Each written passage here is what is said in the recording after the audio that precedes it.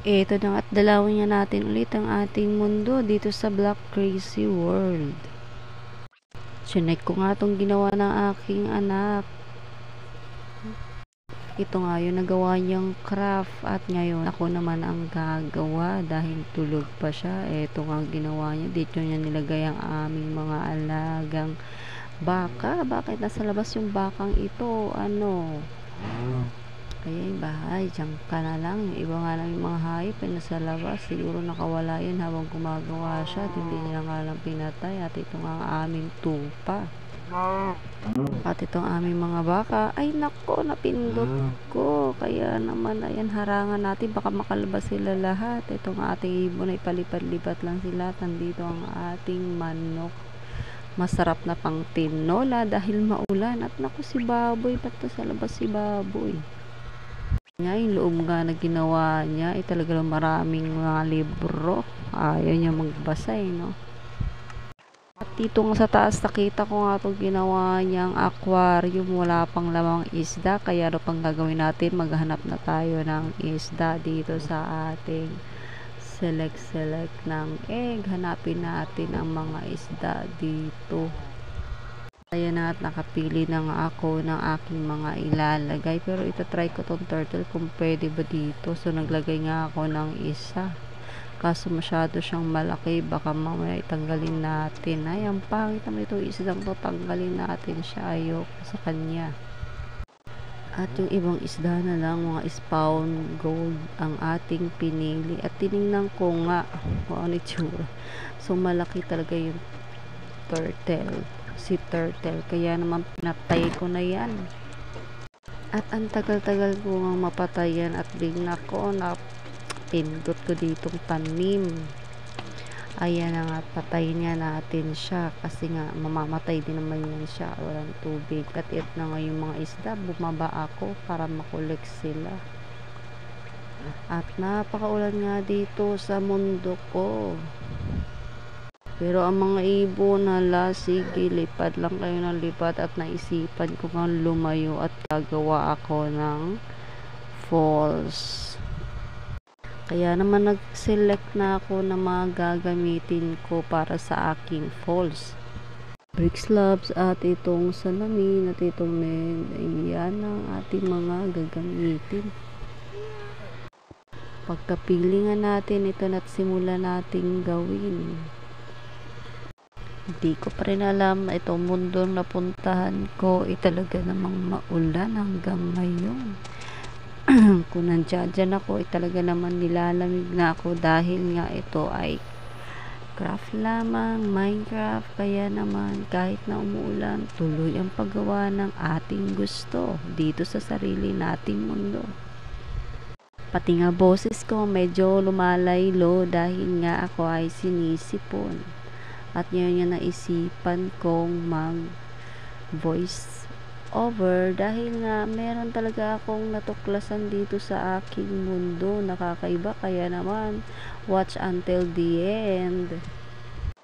Kaya naman like, subscribe and get notified para inyong matuklasan kung ano na ating mga nagawa dito sa ating sariling mundo. Kaya naman sa gusto nyong gumawa ng sarili nyong mundo at gusto nyong gumawa ng parang kayo ang may-ari ng mundo nyo, mag-download na kayo ng apps na to at talagang mai-enjoy nyo.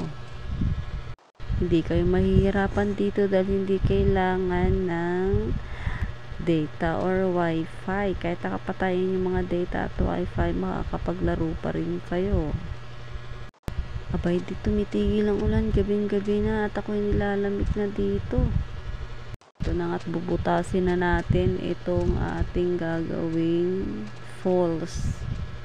Sa pagbubutas ko nga, yung kuneho ay nagbabantay yata at buti na't umalis siya at naramdaman niya baka mahulog siya. Diba, ang galing niyang umiwas habang ako'y nagbubutas dito. Gusto ko nga ay malalim itong gagawin ko, sobrang lalim. Pag gumawa kayo nito, mas maiging nakaupo kayo kasi sa nakahiga. Katulad ko, nakahiga akong gumagawa ng aking mundo. Talaga naman nangangalay na ang aking mga kamay. At ito nga't habang nabubutas nga ako, nagtataka ako bakit kulay itim na yung pinaka sa ilalim niya. Wala nga ako nakikitang bato na susunod na huhukayin ko.